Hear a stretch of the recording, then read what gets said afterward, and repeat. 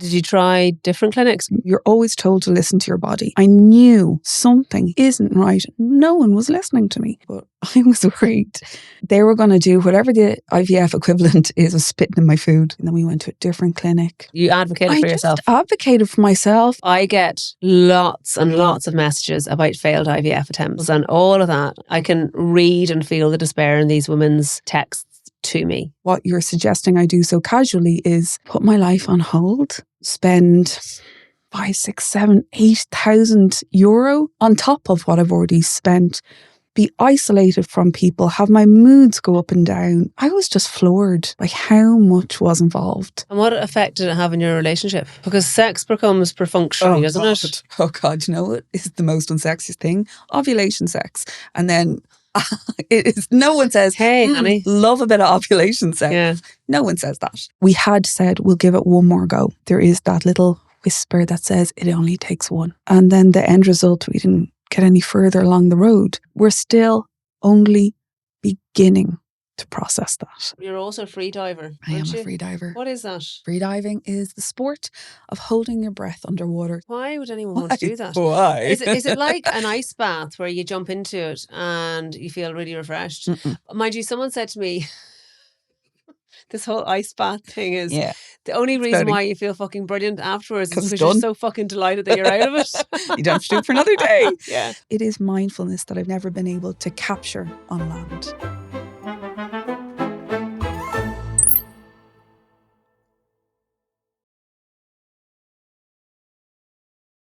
Claire, what a pleasure it is to get you on the pod, finally. I am delighted to be here. And you have your own podcast called Scared Shitless. Scared Shitless. What a It is name. quite literally the story of my life in a podcast. Which is why we are here today. We're here to talk about a number of things with Claire, but something that comes up an awful lot in my confession boxes and something that isn't spoken about a lot because we only hear about the good news stories is the failed IVF attempts. Yeah. And you have had quite a number of them. Yeah. And you're happy to share your story. Yeah, I am. And I think it's really funny because it is an incredibly intimate thing. It is one of the most intimate things to make a baby. And then science gets involved and then doctors get involved. But I think that the side of not sharing has led to a real feeling of isolation. And I followed you for a long time. I check into the confessions every Sunday with my cup of coffee. And it made me so sad. There seems to be quite regularly a story or two about someone who has done IVF, and sometimes that is good news, but sometimes that it's not. So just to say to you, when someone messaged me in a confession, usually 10 or 12 or 20 people have messaged me in a similar type confession. So I get lots and lots of messages about failed IVF attempts and failed embryo transfers and failed egg retrievals and all of that. And I can read and feel the despair in these women's texts to me. So I've had an IVF specialist on before speaking about, the pros and the cons and the luck that's involved with IVF. He did not shy away from that. Yeah. Because he said it is a luck game as well. 50% luck. So, and I think that we hear about all the good stories. Yeah. And we don't hear enough about people like you who've done it. Yeah, and we hear about the good stories, but also when we see someone with a baby in arms and then heard that they've done IVF, I think people presume, so they did one cycle and that is the result. But what we might not know is that took 5 rounds. And what exactly does 5 rounds look like? How much does 5 rounds cost? How many injections are involved in 5 rounds? The amount of arguments you'll have with your partner, the amount of times you'll be bawling on the floor off your tits on hormones, like all those nuances. And I remember, I think I did a little video on it. I kind of said, I likened it to someone at the end of a night when you go, come here, we have one for the road. Like, it almost sounds like you can just do another round. They made it sound as simple as going up to the bar, ordering a round of drinks and finishing off. Maybe not a great analogy, but that sounded so simple. And what I wanted to highlight was, when you say to me, you can do another round, what you're asking me to do or what you're suggesting I do so casually is put my life on hold. And chances are I'll already have done that for X amount of time, spend 5, 6, 7, 8,000 euro on top of what I've already spent, be isolated from people, have my moods go up and down. There is so much involved in, a round of IVF or trying to conceive. And that's not to scare people off, but it is, I think I was just floored by how much was involved. How many rounds did you have? This is a really funny one because we've kind of lost count. Because my specific situation was that I had really quite severe side effects from the drug. So we stopped and started quite a lot of cycles. So technically, I've started 7 cycles. Some of them were stopped quite early on. I've had 3 retrievals, and that's as far as I've gotten. Okay. And just even saying that you had hurts a little bit. Oh, you had egg retrievals. I had 3 egg retrievals. We didn't get loads. Okay. And we made it as far to 2 embryos, but they didn't make it. So when you go for a retrieval, so you might know, go for retrieval, the eggs have to be mixed with the sperm to become embryos, and then they make it through. They usually test it for like 5 days or 6 days. They're observed, and that's when you go for a fresh transfer, as far as I know, or that's when they would be frozen for a frozen transfer. And mine didn't make it. They weren't good enough quality. Okay. No. So yeah, it's funny even saying that out loud. It's a little pang, when I had a cancelled cycle, it's not as tangible. So yeah, it's devastating. But when we got to the stage of having a retrieval and my eggs just didn't mature, they atrophied or whatever it was, when things start to get more tangible, so this idea of my eggs just not making it got a little bit harder, and then the eggs became embryos and then they didn't make it. So it's a real, like, your heartstrings are just, Jesus, they're plucked like a harp, at every stage. And how long were you trying for a baby before you went for the IVF? Not long. Like, I got married when I just turned 40, and my husband is a good bit younger than me. Is he? Yeah, he's 11 years. Go you. Yeah. He's a super, super, super guy, and I suppose it'd be weird if I came on and said he was a shithead. He was a dickhead. But he is incredibly, I think he's a really special person.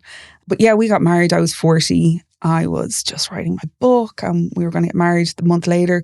So I think we started trying then, and I was getting kind of weird periods. I was bleeding halfway through my cycle. So I was never able to, I'm like, is this a period or not? So when am I ovulating? So things just kind of got a little bit messy, and I thought I would be really ahead of the game. So I booked in to see a doctor to get it checked out. And it's really funny. That was this time 2 years ago. So I thought by the time I get my appointment, I'll probably be pregnant. You're always thinking somewhere in the back of your head, I probably won't need this. So I went for a test. So, got blood tests done and scans, and everything looked fine. And I had a great AMH for my age. And you're learning what an FSH and LSH and all those things are. And then, nothing was happening. And so we were booked in with the fertility specialist, but that wasn't for another 3 months down the road. And sure enough, you think by the time that appointment comes around, I probably won't need it either. So you're all the time thinking, I'm not going to need this. So by the time we got to see this doctor, her name is Dr. Catherine Reardon, it's not happening. We don't know why. So she was really thorough. So she left no stone unturned. And I really liked her way of communicating it, because it wasn't so sentimental that she would have me in tears, but she wasn't without empathy either. She was That's a difficult. It's a really different line to walk. She kind of reminded me of my granny in a way. My granny was like an Irish granny, not great with words of affirmation. But you knew she liked you. But you knew she, yeah, So it's funny. So maybe I warmed to her because of that. But it is a really difficult. I don't want a hug and I don't want tears, but I want empathy. I want the human element, and she manages to do that. And I still go to see her for different things. So yeah, that was kind of May 2 years ago, or coming up to 2 years. And soon enough, we kind of said, look, we might. time isn't necessarily on my side, so we might try IVF. And I remember that weekend, that was a hard weekend, that realization of, oh, it's not going to happen for us the way it happens for the majority of people. So then we entered into the IVF world, and there's a whole vocabulary, a whole language you have to learn, and you become fluent in it really, really quickly. So by the time we chose our clinic and started our first cycle, yeah, you're hopeful, but there's so much riding on it. And I remember the clinic I was first with. I didn't have a very good experience. I, got my prescription for this like rucksack worth of drugs, some different types of injections, and I didn't know what to do with. No nurse takes you through it. There's videos somewhere, you weren't given it, and our local pharmacy, oh my gosh, I think there's 3 Catherines in there. And I remember one of them just took me into a side room and showed me each of the different injections, when to take them, how to take them. Another woman in the pharmacy rang me just to check in on me, how I'm doing. Then any time over the next 2 years that I popped in to get whatever I was picking up, they'll always ask me how I'm doing. So I know you're a pharmacist, but they, for me, were the absolute heroes, from the first cycle all the way to when I popped in to get a Nurofen there 2 days ago. They're so human. And I often think in those big clinics, that's what's missing, the human element. And did you try different clinics, or did you just go for the one? We tried a couple of different clinics. So the first clinic we were in, I had a lot of side effects. I started bleeding very, very heavily from the stimulation drugs, and they kind of didn't know what to do with me. So they said it was breakthrough bleeding. And you go, oh, okay. Like, what is breakthrough bleeding? Oh, it's breakthrough bleeding. Oh, yeah, no, fair enough. And then it's week 2, 3, 4, 5, 6, 7, 8, 9, 10, 11, 12 of breakthrough bleeding, and you're going through pads quicker than you can change them, and I'm getting dizzy, and you're having your bloods done. So I wasn't particularly worried about my iron being low or whatever that implication might be. But you just, every whatever mindful practice you do or whatever exercise you do, you're always told to listen to your body. I knew something isn't right. No one was listening to me. No one was giving me an answer. And there's this element of, you're just a bit stressed, or you're just a bit hormonal. Will you relax? You'll get Will pregnant. you relax? Yeah, exactly. And I was so terrified. And I've said this a couple of times, but I was worried they were going to do whatever the IVF equivalent is of spitting in my food. I was afraid I was going to get marked as a difficult patient. So I definitely hung back. The IVF equivalent of spitting in your dinner, food. like, I don't know, they're going to like poke and prod my thing. You're so vulnerable, and you feel, vulnerable. if I kick up a fuss here, they may not look after me as well. That's terrible. You are so vulnerable. And I remember this, I remember most things like a photograph of where I was at the time. I was walking back around from the pharmacy to my apartment, and I remember thinking, if I come out the other side of this, I will not shut up about the need for women to advocate for themselves in this. You are supposed to know so much so quickly. You are supposed to project manage something that you're only learning. And I know this doesn't just exist in fertility treatments, it exists in many medical situations, but the fear of falling through the cracks, matched with how vulnerable you are, matched with, those hormones are no joke, matched with how much money you're putting into it, you are just so vulnerable. So we did move. We had 2 cycles that went to not completion. They continued and then they weren't working, so we had to stop them. We didn't get to retrieval. And then we took a break, and then we went to a different clinic and we got to retrieval there. I don't think that experience was different, but I was not afraid to be a difficult patient. So you were difficult then? As in, difficult, you advocated for yourself. I just advocated for myself, and I have this real thing with language. At the beginning consultation, the doctor was saying that they were going to get 12 eggs. And I was like, I've never even gotten to a retrieval before. So, you know, I didn't want to be naively hopeful about she had this somehow magic formula that was going to guarantee 12 eggs after retrieval. But I wanted to know more about it, and she just wouldn't entertain it. You know, I was like, oh, what is making you say we're going to get 12? I haven't gotten to a retrieval yet. So why will this be different? And she was very, let's say, confident. So, you know, we carried on and you go for your scans and nothing's really happening. So I was having the exact same experience that I had had the last few. So you weren't ovulating, or you weren't... So you're ovulating, my follicles weren't really reacting. Not the way they should. So we're coming up to, you know, this is done over 10 days, over 14 days, and we got to day 14. And I think the minimum criteria is for 3 follicles to be at, I think it's 16. And I had, I think, 3 at 15. And when you say 15 or 16, do you mean the a length? Millimeters. I have said centimeters, but they're 100% not centimeters. You know all about it, and they're centimeters. 16 meters each. Yeah, massive follicles. Claire Walsh has massive follicles. So, you know, I have 3 at like the very baseline, you know, at the very smallest criteria that you could have.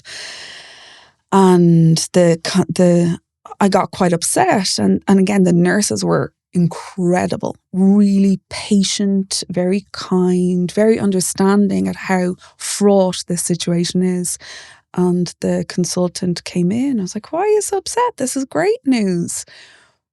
And I just got so angry. I remember saying, stop saying great. This is news. This is our result. It's not a great one. And, you know, stop being so negative. And you just feel like, well, negative, you promised me 12. So where, you know, you find yourself, and I'm really loath to use the term gaslit because I think it's a term that's thrown around a lot, but you find yourself questioning yourself because they are the professionals. But this time I didn't hold back. I said, this isn't great. This isn't great. This is our result. We will think about whether we move forward with retrieval or not. But I am not going to buy into that. This is a marvellous result. And I was told, oh, we will get the 12, but we will just go again. We might get 2, and then another 2, and then another 2. And as the consultant explained this, I was going, so you're talking about multiple rounds. So each time you say 2, I'm thinking 6.5 grand, 6.5 grand, 6.5 grand. So yeah, we might get 12, but we'll pay whatever, 30, 40 grand for it. That's not ethical. That's not what was outlined at the beginning. Obviously, this is a business where they can't give guarantees. So it wasn't about, where's my 12 eggs or my money back? But this is about, I want to have a realistic conversation about where I'm at, what I've experienced, and how to manage my expectations. By you denying that might not happen, it doesn't do me any favors. It just, it creates a mistrust between the two of us. Okay.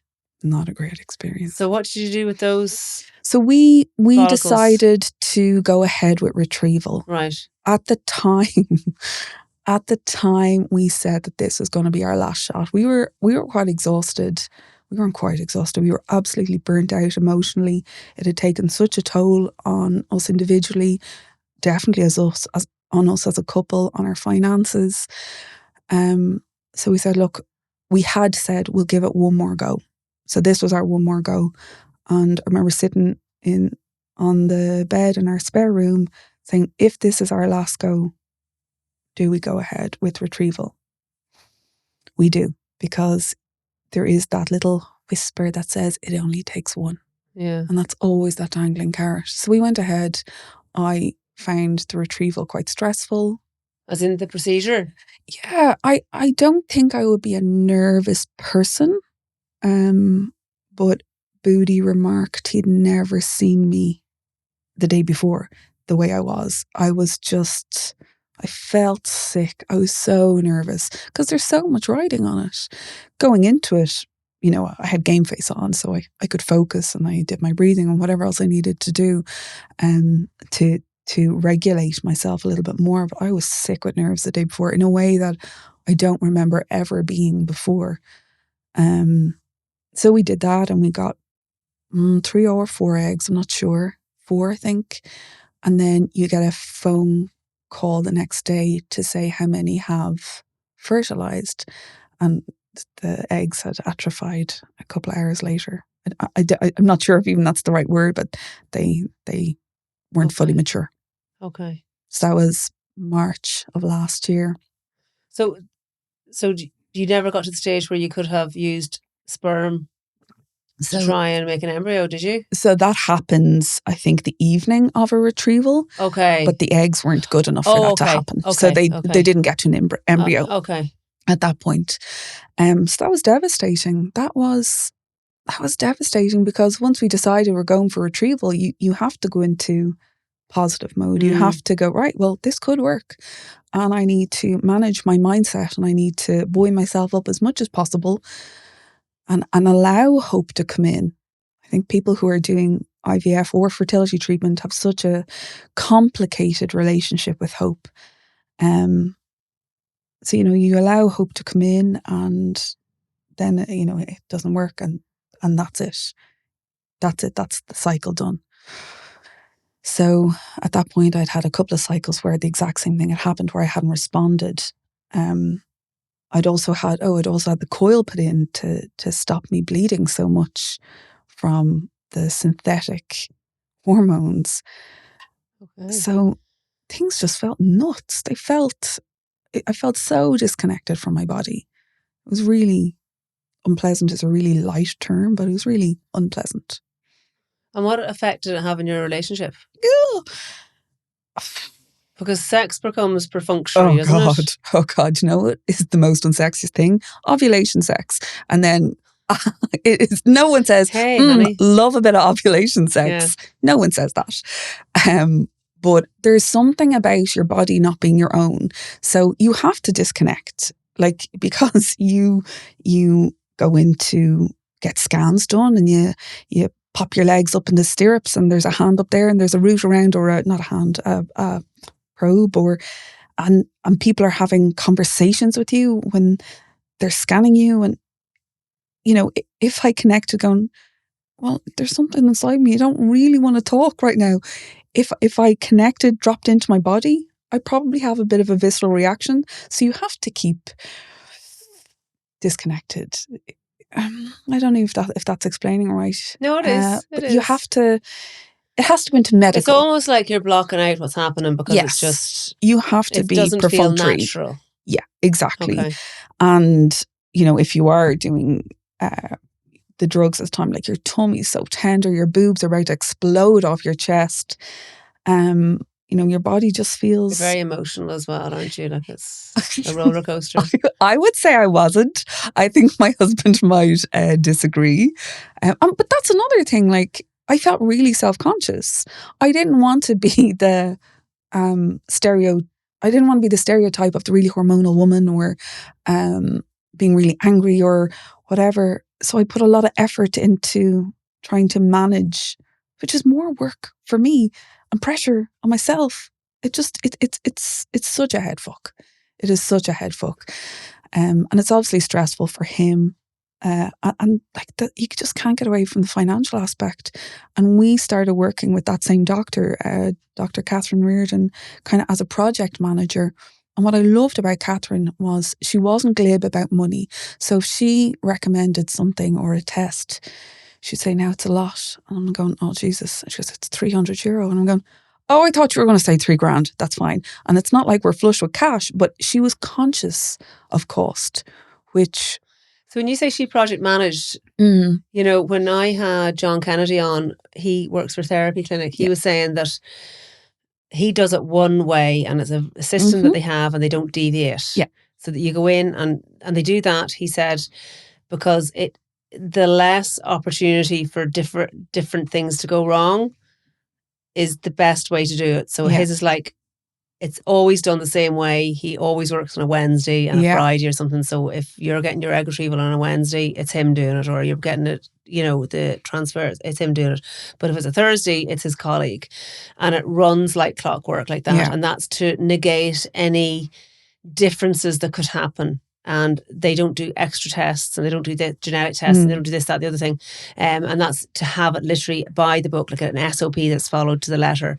So, and he just says in his clinic, that's the way he does it. But you had someone else outside of the clinics project managing it for you. Is that what you're saying? The reason why we needed that is because, a lot of clinics work that way. From my understanding, it's done a certain way. The protocol is pretty similar, but this protocol wasn't fitting me. Not only was it not fitting me, it was giving me huge side effects, nor was it working, nor were the tweaks working. So I didn't fit the norm. I needed something a little bit different. And the reason why we went to Catherine is because, I found myself not being able to advocate for myself as strongly, or I needed to go, what does this mean?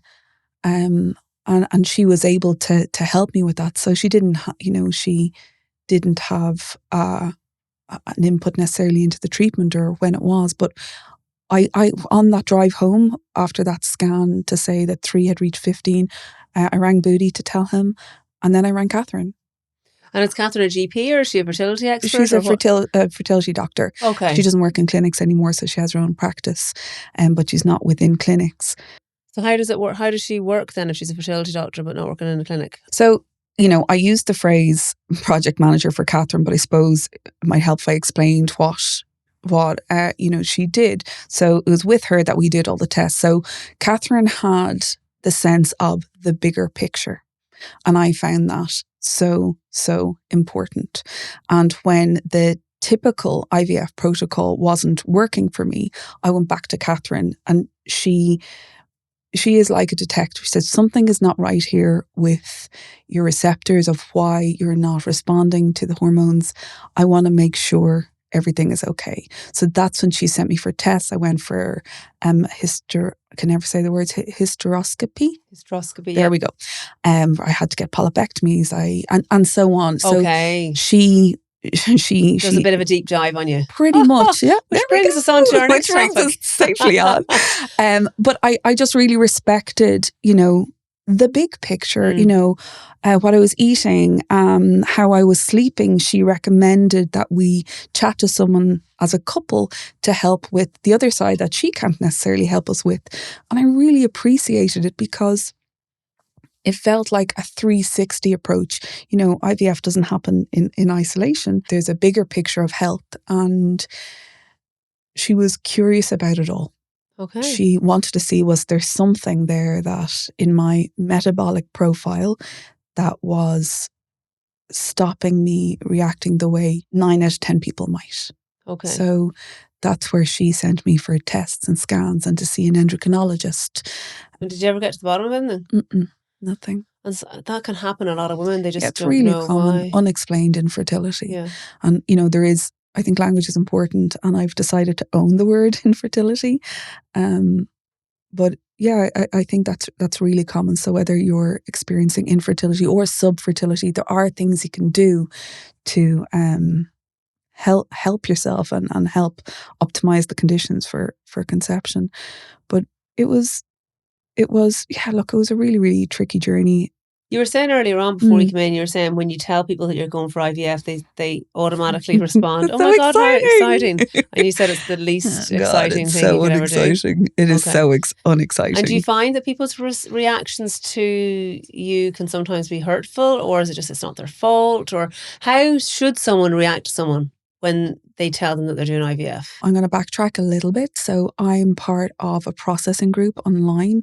So it's an American group that helps women who are having difficulties. And I've done 2 cycles of it now.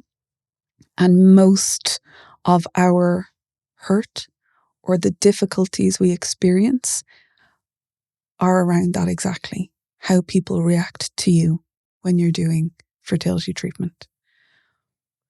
When people tell you, if you just relax a little bit, maybe and did a bit of yoga, that's when you want to start punching throats. Yeah. Yeah. look, you hear loads of things, you do, and you have to laugh. You have to laugh. Have you tried having sex more? No, I haven't. Thanks a million. And you're literally, the crook of your arm is destroyed from bruises from the amount of tests you've been through. And some I thought you were going to say the crook of your arm is destroyed from the amount of sex you're having. Definitely not that kind of sex. Oh, okay, yeah. There's such a disconnect. There's such a gap, a distance to what they're describing, what you're describing. And I think the best thing for me, and this is through lots of discussions with lots of people who've had different experiences around fertility, but also around grief. And people will say stupid shit. I think that's it. I can understand that a lot of people, or most people, have good intentions. However, to show them grace for their maybe clumsy comment, I need to be in an okay place myself. And if I am emotionally frazzled, hormonally all over the shop, stressed, grieving these unseen losses, I'm not in a place. I don't have that capacity to show endless grace or patience or whatever for the things people might say. So naturally things hurt that little bit more. And I find, I'm naturally a talker. And I have found myself trying to explain to people, and you're putting yourself in this really vulnerable position. And a lot of the time, I think people just don't want to go there because they can't imagine it, or don't want to, or they haven't the capacity to, which is absolutely okay. But when you get a response that is dismissive or invalidating, which I have found to be the most common response,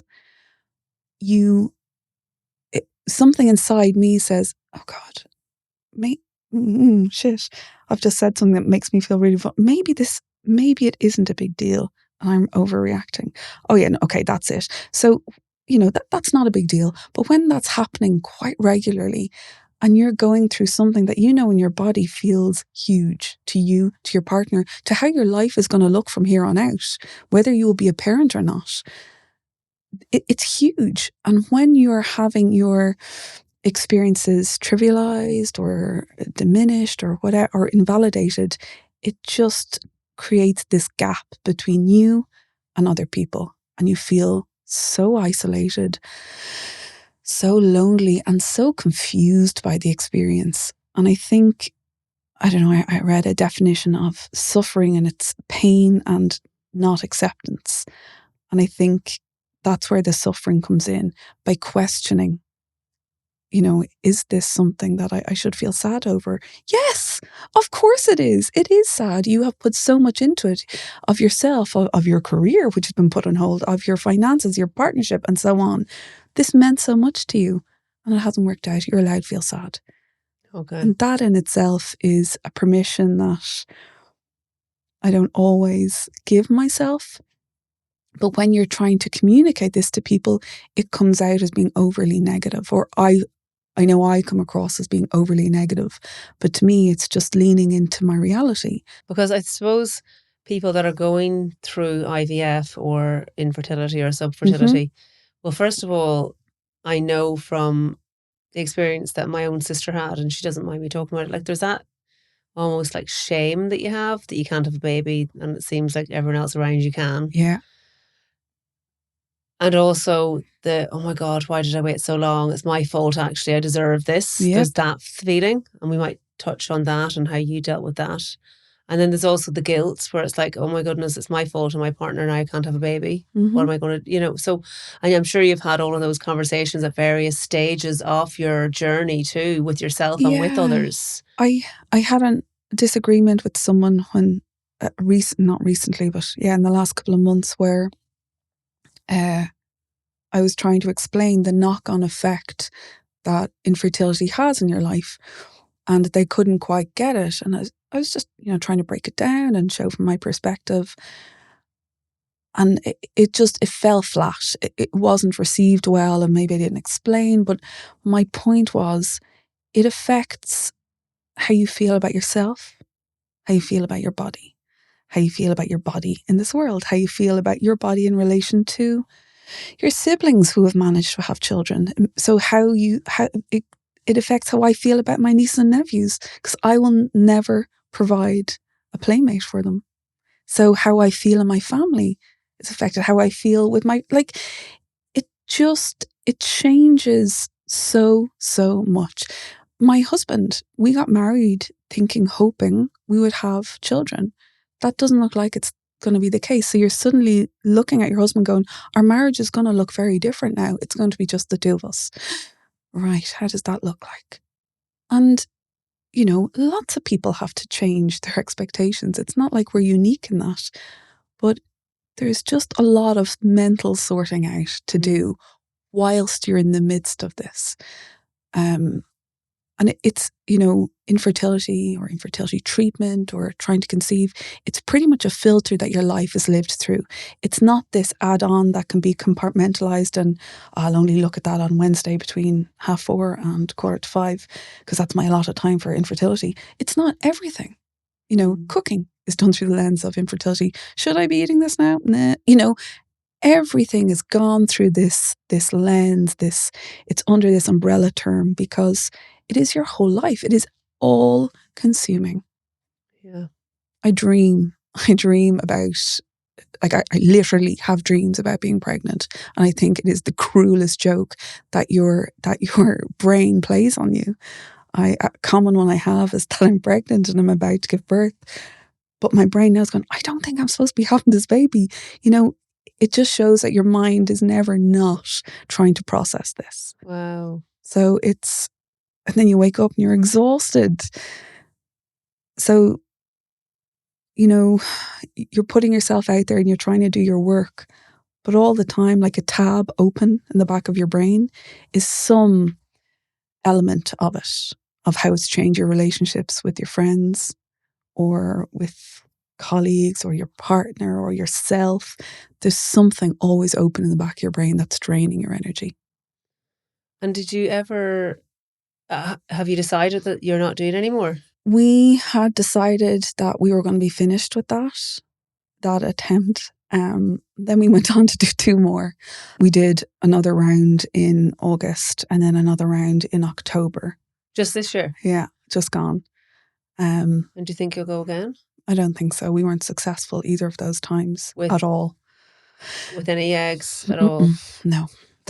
I'm sure people have discussed donor eggs with you. Would you consider that? Or so just to go back to those last 2, the furthest we've got was when we got embryos, but they didn't make it. They weren't good enough quality or whatever.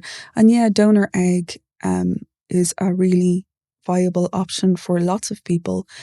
I don't think it is for us for lots of reasons. It's really expensive. We already spend a lot of money. But there is that part that I'm knackered. And the last cycle was really, really, really stressful. There seemed to be a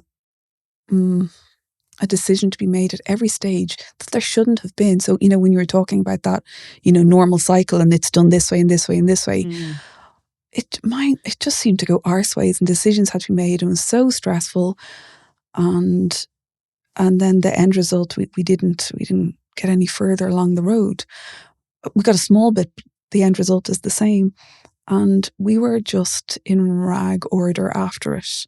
And again, that was mid-October. So it's not that long ago. Yeah. We're still only beginning to process that. Only beginning to process that. I got that call from the embryologist on a Monday morning at 9:45. And I had to be in the studio that I'm recording my podcast in by 11 to interview a guest. So the brain just went, shit, I'll go in and tell Booty. And then I got to go into work mode. And I've just put on my makeup, so I cannot cry.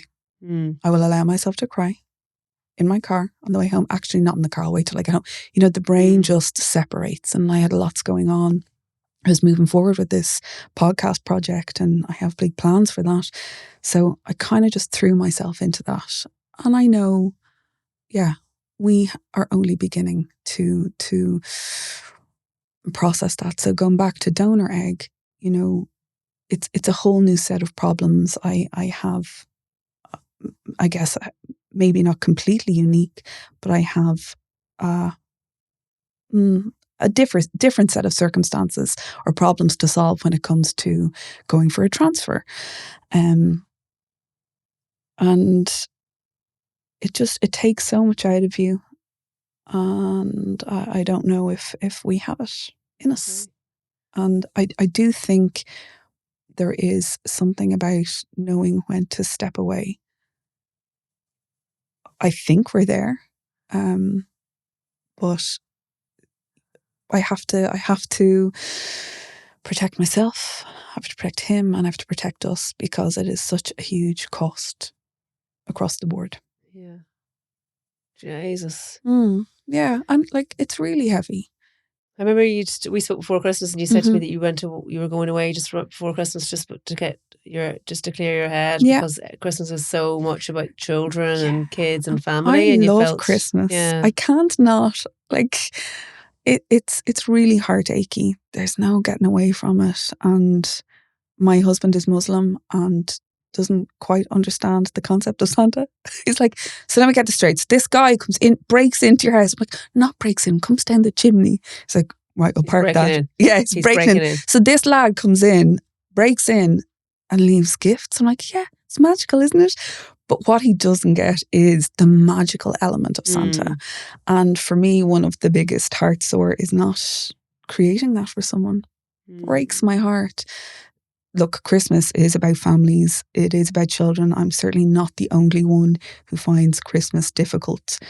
But it is hard. It does look different. And my, I said to Beatty, I don't feel particularly refreshed after the break or Christmas. And he said, I don't think an emotional holiday like Christmas is where you're going to get your break. Yeah. So, yeah, look, there's lots to navigate, lots to still process. And we're really early in our processing journey, grieving journey. I'm not quite sure what to call it, but we just know there'll be lots more waves to get through, and we'll just do the best we can. And Claire, can I ask you, because this is what comes up a lot. So either someone announces that they're pregnant in your close friend group, or your sister does, and the effect that has on you. Like, do you get a stab of pain? Do you find people avoiding telling you, or like not able to tell you? You know, all of the above. So, I even had someone say to me that her, she's been trying for ages, and her sister-in-law just got pregnant like that and announced it on Christmas Day in front of everyone. And even though that would make me vomit. It was just, she says she's happy for her, but she also fucking hates her and she says, it's just this visceral reaction. And then I had a message in from someone saying, look, actually the nicest thing that sister-in-law could have done was actually just maybe text that lady or phone her and just say, listen, I wanted to let you know because I know that you're hurting. And but then there's a lot of people that are going through IVF or fertility treatment and they don't tell anyone either. Yeah. So they feel that stab, and the person maybe sitting opposite them that's telling them that they're pregnant doesn't know what they're going through. So it's hard so for everyone, I think, isn't it? When I was doing those first cycles, both my sisters were pregnant. So it was undoubtedly difficult. And I think if someone was to ask me, like, what are you about? What would you like people to know, or what would you like people to learn? It would be that, through lots of different things in my life, I am learning that two emotions at the opposite end of the spectrum can coexist. So if a friend or a family member tells me that they are pregnant, I can be overjoyed for them. Alongside that, I can also be devastated, and one doesn't negate the other. And I've a long history with mental illness, and I think that's something I've really struggled with for years and years and years of trying to navigate or negotiate, like, oh, I feel this way, but I also feel that way, and they don't match. So how can they both exist inside me? My head's going to explode. Actually, I'm becoming a lot more patient and a little bit more compassionate for these really big emotions that are quite opposing living alongside one another. And when someone tells me that they're pregnant, yeah, of course it stings. And actually, sting isn't the right word. Of course, it can be devastating, but that doesn't mean that I'm not exceptionally happy for that person. But I'm allowed to be a little bit sad for myself. Or a lot sad for Or yourself. a lot sad for myself. And I think that's it. And it goes back to, we don't hear these stories.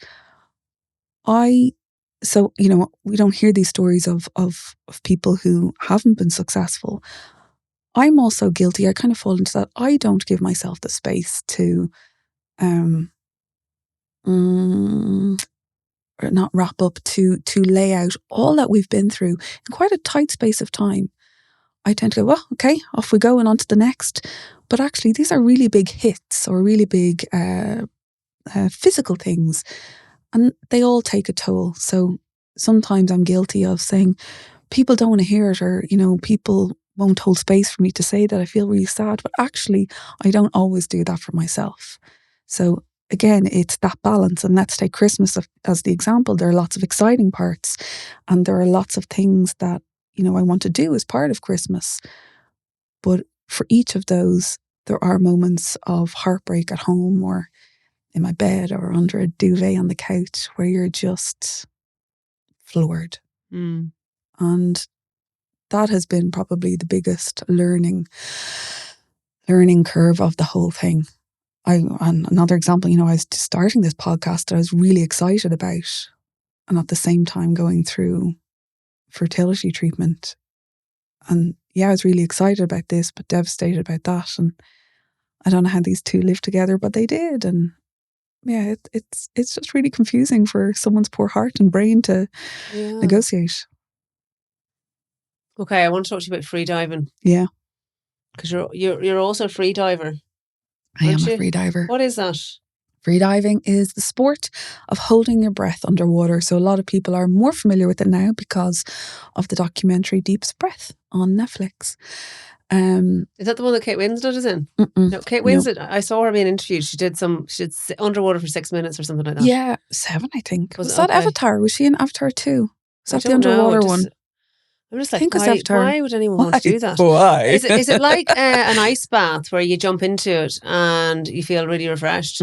Mind you, someone said to me, this whole ice bath thing is the only reason why you feel fucking brilliant afterwards is because you're so fucking delighted that you're out of it. You don't have to do it for another day. Yeah. No, freediving is quite different. Freediving, a lot of it is, and in fact, it was my biggest takeaway from The Deepest Breath, which is on Netflix. The why we do it, because it does sound bonkers. You were in the Netflix documentary? I wasn't. I know a lot of the people who were in it. Okay. I also dived in Egypt quite a bit, which is where a lot of it is based. Before freediving was as well known, and if I said, yeah, come here, I hold my breath and go underwater. You'd be like, woo. People are going, why? I'm like, oh, you see, it's this really cool thing, and I never managed to get across why, but actually it's a really, really beautiful thing. There's so much of it that is about the mindset. There's so much of it is about connecting with your breath, being present in the moment, finding peace, slowing things down.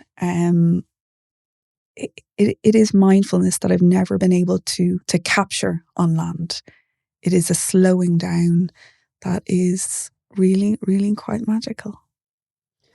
So so when you finish it, do you feel great? I can feel tired or a sense of achievement. Really depends on the session, but maybe to explain a bit further. So freediving can be measured in different ways. So when you're in the sea, it's measured in depth. So how deep you can go from the surface of the water. In a pool, it's done distance. So how many meters you can do. And then there's another discipline called static, and that is essentially your longest breath hold. So typically when people hear that you freedive, they'll ask, how long can you hold your breath? And that's done by being perfectly still, lying on the top of the water, face down. So for me, the bit that makes me really dreamy about freediving is a lot of it is to do with the mental challenge. Like I said, I have a long history of mental illness, and I guess somewhere along the way I tacked on this idea that because of this mental illness I was maybe weak or less able than other people. And what I loved about freediving is it got me in touch with my own sense of resilience, of mental strength. It's just you and your body and your thoughts, no distractions, uncomfortable sensations, and you have to find a way through. It's really, really incredible. And when I hold my breath for, let's say, 6 minutes, there's just a really fantastic sense of autonomy, of this is something that I can do. This is something that my mind can do. This is something that I can coach myself through. It's a sense of achievement. Is there someone and peace. egging you on though to keep you Yeah, going? so you can have a coach with you. You'll always have to be with someone because you can never do any of this on your own. You never freedive on that your own. person, because you know the way if you're running and you're like, come on, you can just go for another. Yeah. Do you have someone doing that? Yeah, you absolutely can. Okay. And obviously, are you watching the clock the whole time so or not? You have no clock. What? Because you have your face in the water. Okay. So, but how do you know then you've passed a certain?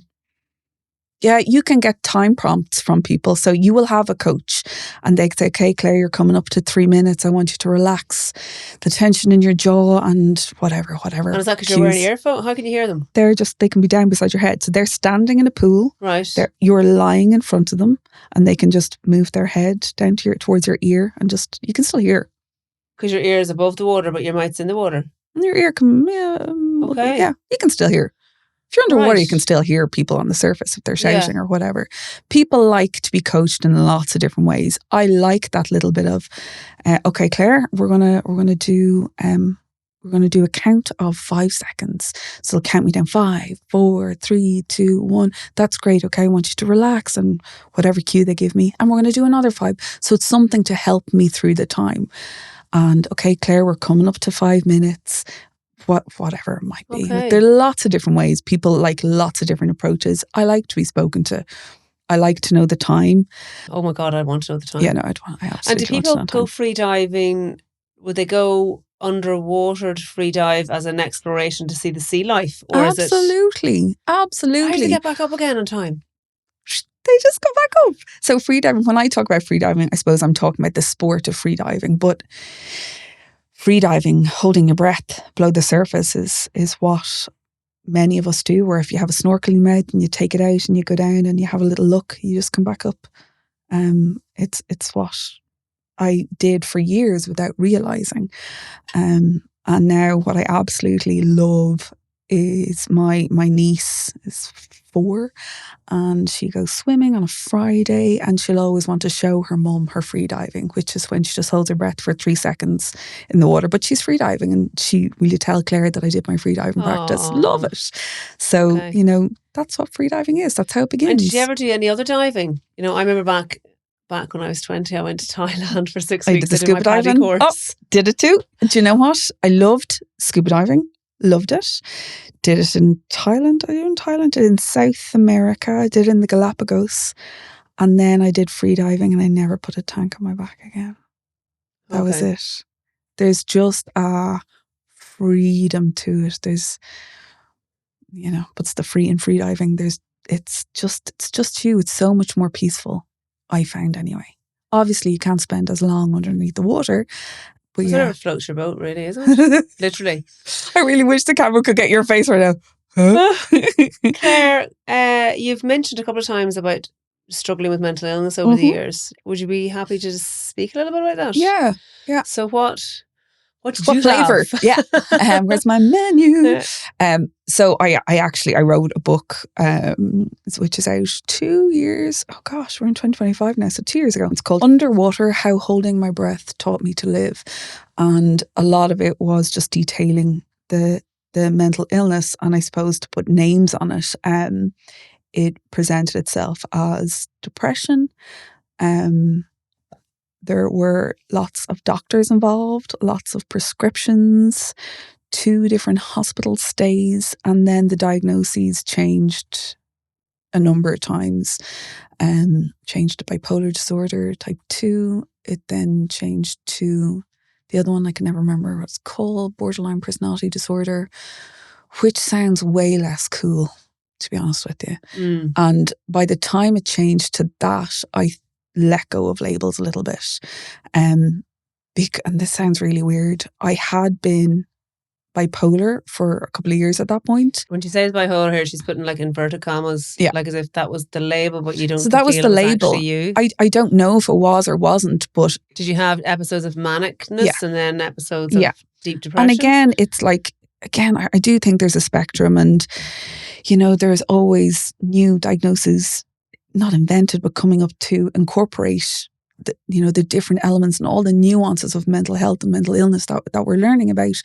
But I had bipolar disorder, and my approach to that was to learn as much as I could about it, to learn as much as I could about myself. And I was supported by a psychiatrist and a prescription, and I think talk therapy as well. Were you on lithium for it? No, I wasn't. Okay. I wasn't. And that was over the span of a couple of years, and then the medication was becoming less effective. I found myself becoming shit again, feeling shit, and I went back to a doctor, but this time it wasn't within private healthcare, it was within public, and I had an assessment that I found a really jarring experience, and out of that assessment I was given the diagnosis of borderline personality disorder, and that rocked my world in not a good way. Why was the assessment? The assessment, not a very nice experience. So it was part of the public mental health system. It was done by a registrar. English wasn't their first language. They were asking me questions, and when they read back my answers, I felt like that's not what I said. Now again, I'm really pernickety about language, and I'm often quite careful about words I chose. So when I heard... language is very important. It is particularly important. If you're describing how you feel. Yeah, and because these questions are, they're often talking about intersections of different mental health disorders. So, around binging or substance abuse or manic episodes or an anxiety. So they're covering quite a lot. And had you done all the above? No, not particularly. Okay. But when I had those answers repeated back to me, I was like, that's not the nuances I was going for. Okay. I just remember going, that's not it at all. And I felt really aggrieved that I wasn't getting to see the doctor. Of course, I was with a doctor. But there was this idea of this man behind the curtain who's going to make a decision about my life. And I never got to meet him. And I just felt really, annoyed by that. And was that because the assessment was done, the answers were read back out to you by the registrar, and then you go off, the consultant, I presume, makes the diagnosis and then prescribes you something, and you don't get to meet that consultant? Yeah. What in this fresh hell is that about? That was, what am I now, 42. That was 11, 12 years ago, or was that longer? Sorry, is that normal protocol? I don't know. That was my experience. Yeah. And I remember I was with my counsellor at that point, or my therapist, and I don't know. I was like, bipolar disorder is way more trendy. It sounds way cooler. Borderline personality disorder, I didn't know a lot about it, and it sounds grim. It sounds grim. A personality disorder. Personality is who I am. So who I am is a sort. Oh gosh! And then you learn more about it, and it's about dysregulation, things like that. And when I say it sounds grim, that's through no disrespect to anyone who does have it. No, by but the way, it's the perception. It's the perception that it gives, but it is a de facto mental illness, and people can suffer from it, and they can, their lives can be really greatly, I suppose, like affected by it. But then some people they're affected by it and they get through it too. So yeah. and everyone is so different. At that point, I had adapted well-ish. And I remember talking to my counsellor about this, and I trust her implicitly. And she said, at this point, does it make a difference? She said, the reason why you get diagnoses is for treatment. So if it isn't for medication or if it isn't for a specific treatment, does it matter to you? I said, I just felt I really disagree with this. I felt so angry about it. And it also showed me how much of my identity had been around bipolar disorder. And now I didn't know who I was or what I had, which shows an imbalance in itself. But there was this new thing. It threw my world into disarray. So kind of from that point on, I thought the label doesn't matter, the symptoms. If I need help with them being managed, I will seek support, I will seek help, and I will do what I can to educate myself and to get through it the best way possible. So would I say I have borderline personality disorder? No. Chances are if I went back into the system, public or private, I'd have a different thing now. What's more important to me is to recognize triggers or symptoms, to know how to deal with things, be a little bit proactive in it. I know what works for me. I know what doesn't work for me. When did you initially start feeling the depression that you had? Was it teenage years? No, I don't think so. Although there are probably characteristics that I would have always shown. The year that stands out to me was the year I did my master's. So I think I was 20 or 21. Things really escalated in that year. I think I was 20 or 21 at the time. What did you do your master's in? Movement studies. Oh. Theatre movement studies in London. Okay. Yeah, it was an interesting one. It was a really tough year. But sometimes those stressful... So I've heard of that a lot. People doing final exams or masters or you final year your PhD, when or a stressful event in any case can sometimes tip someone over the edge a little bit. Yeah, absolutely. And it was I was living in a new city because I did it in London, and the course itself was really challenging in a I suppose a different sort of way. And yeah, the word that's coming to my head is discombobulated. Everything just felt topsy-turvy. And I always liken it to, I just felt like the touchstone of who I was, what I believed in, what I believed about myself, kept on moving, kept on shifting. So I had nothing stable to ground myself with. So here I am in a situation where I'm dealing with new people. I'm, doing a master's degree. It's a new city, and I don't have that stability underneath my foot or underneath my feet. So everything felt like it was moving is the image that I have in my head at the moment. Did you ever try to self-medicate? A lot of people when they... Yeah. Either with like alcohol or drugs or whatever, food. Exercise. Okay, you've done it all. Oh God, yeah. Yeah. But it is interesting, isn't it? Because people would often say that person abuses drugs. And what because I'm hugely into mental health. I did my dissertation in depression many, many, many moons ago. But I've a huge interest in addiction, and that was always something that I was very interested in, because people are given labels. That person's an addict or a junkie. It's such a horrible word. Or addicted to this, that, and the other thing. But sometimes often you can track that back to, and not always, a traumatic event in their life where they self-medicated, or a series of traumatic events, or where they had a wobble, depressive episode, an anxious episode. They took the drink or they took the drugs to chill them out, and they find, oh God, actually, this is the one way that I can actually calm my mind. Yeah. And that can spiral too. So a lot of the time, dependency issues and mental health issues can coexist as well. Yeah. And it's like a chicken and egg, what comes first. It's so difficult, isn't it? Absolutely. And, let's take alcohol and food, because they would have been two ways I would have used to cope or numb. So for me, it's about control or numbing. And that would have been overeating or undereating. But again, then there's that cross section. Did I have an eating disorder? Well, that goes into a whole other array of labels. And you can gather labels really, really quickly.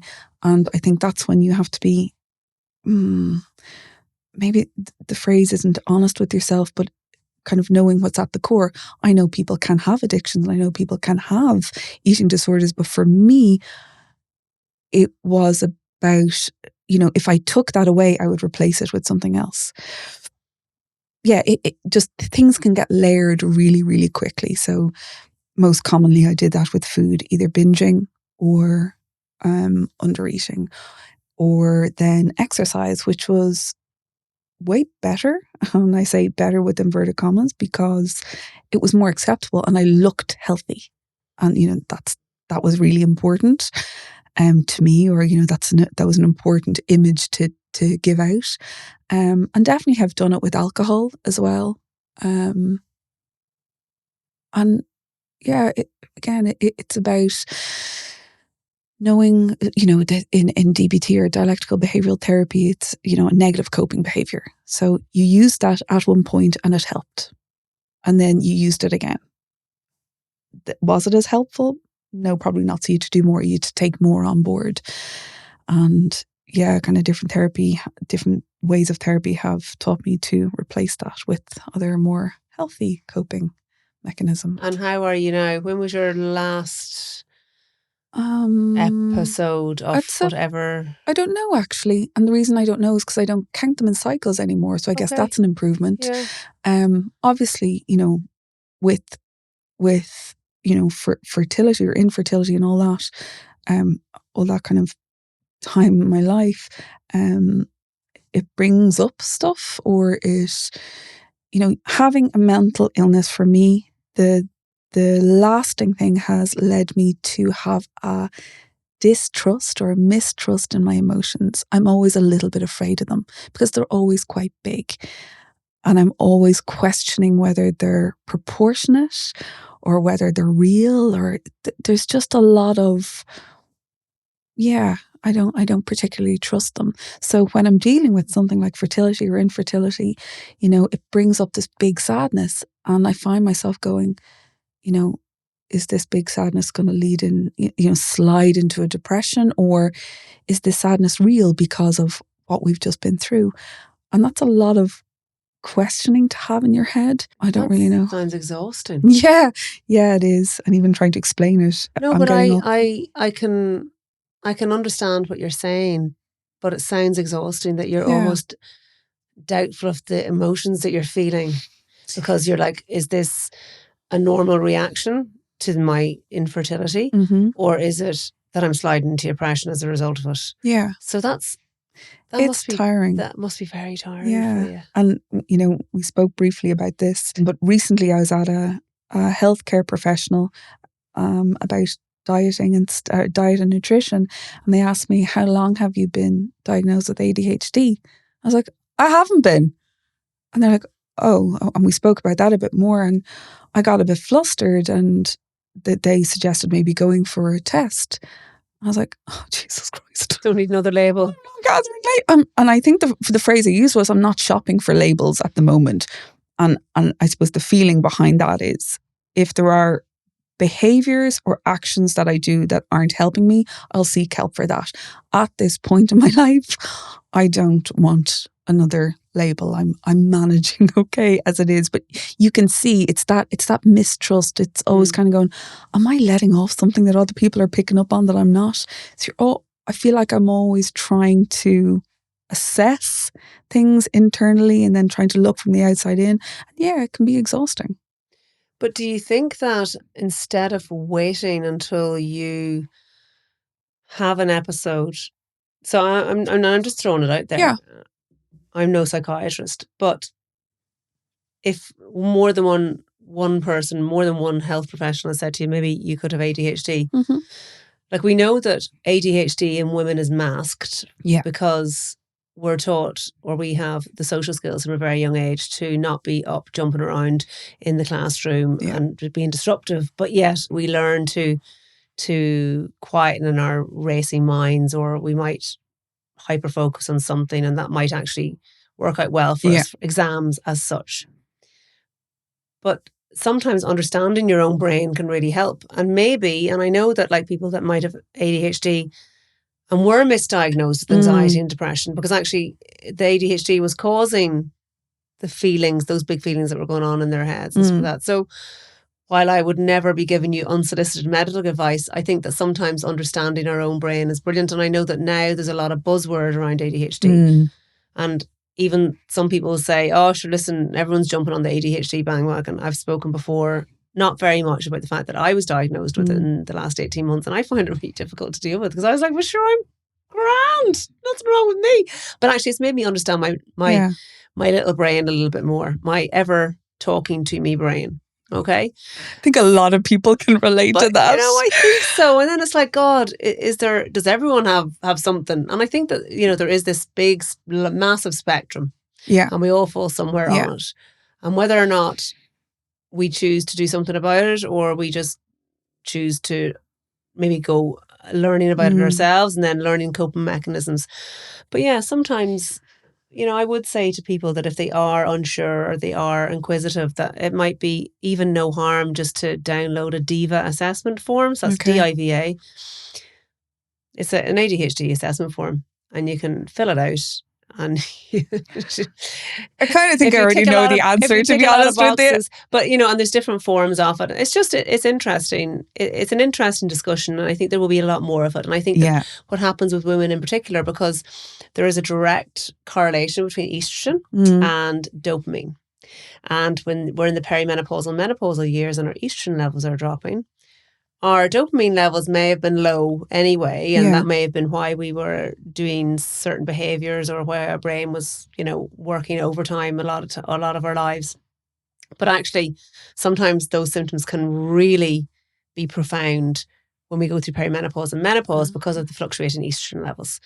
And that's when that ADHD can first come about, or you can first recognise symptoms, or it has a negative impact on your life. Yeah. So it's just, it's interesting. I think there's going to be loads more of it, because we know that women's health has been understudied for many, many, many years. And I think that we are finally, hopefully, turning a corner on it. But I think it's an interesting discussion. I think it's a really interesting discussion, and I'm by no means poo-pooing it. I suppose for me, I feel like, I don't consider myself to have episodes. There are quirks, let's say, to my personality, that constant racing brain. I've learned to adapt. I've learned techniques that help me. And if I'm feeling, let's just call it wobbly, I'll try and get out in front of it, and I'll go see my counsellor. And that's usually where I'll start. Yeah. Or like that, if I know it's something specific around infertility, I joined a process group. I'll be quite proactive about it. About sleep hygiene and exercise and daylight and all that kind of thing. But I'm not adverse to then going and getting more help. But I think by and large, I'm well. Good. Yeah. She got there at the end. I have a question to ask you. What advice did you give young people today? Well, things were on the topic that I suppose labels aren't always that important, and they don't have to be limiting. Ultimately, I believe we're so much braver than we think, and I think labels are terrific if they can lead to help to a way through difficulties, and they're important for that. But if we use them as something to stop us doing something, and for example, like I'm doing this whole podcast around fear. And as someone with depression, I feel fear quite a lot, and I have a really interesting relationship, and it can really hold me back and make my life feel very, very small. But if I stayed with that, I don't do that because I have depression. And that sounds like a funny statement, but I've heard people say I don't do that because I have anxiety, or I don't do that because I have whatever. Our world is going to become really, really small. So yes, I have depression. Yes, that leads to lots of knock-on effects, but there are ways through. And actually, I am so much more than a label, and I am so much braver than any limitations put on me by whatever label it is. Fabulous. I think that makes sense. What is the meaning of life? Oh, this one quite literally kept me up last night. I don't have an answer to that. And I'm okay with that. To me, as long as I have curiosity about what the meaning is, I'm good. As long as I want to learn more about life. Obviously, things that are important to me are love, family, health, peace, contentment, creativity. Those create meaning for me. And I think the meaning for me at the moment is to have curiosity, to be open to things, to try new things, and to make life a little bit bigger, a bit braver, a bit bolder, however that might look. Claire Walsh. What a pleasure. Oh my gosh. Where can people find your podcast? They can find it on Spotify or iTunes, and it's called Scared Shitless with Claire Walsh. Love it. Thanks for joining me. Thank you so much.